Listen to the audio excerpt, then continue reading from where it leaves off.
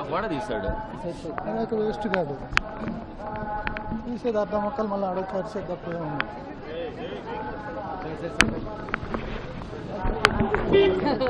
నువ్వు వాడిద్దరూ చేస్తాను అదే వస్తుంది వయసు ఎన్ని రోజులు నేర్చుకుంటారు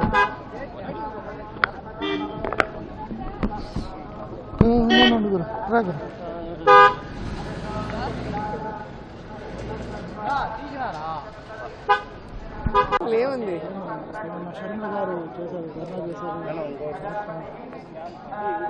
ఈరోజు చంద్రబాబు నాయుడు ఇవ్వాల్సిన డిఎస్సీలు 1998, 2008, 2018వి దాదాపుగా 17,000 భర్తీల్ని ఈరోజు జగన్మోహన్ రెడ్డి గారు భర్తీ చేశారు. మళ్ళీ 6,100 ఇప్పుడు నోటిఫికేషన్ ఇచ్చారు. సో ఆమెకి రాజకీయ అవగాహన లేదు అనేది నిన్న ఆవిడ చేసిన హడావిడి చూస్తేనే అర్థమైంది.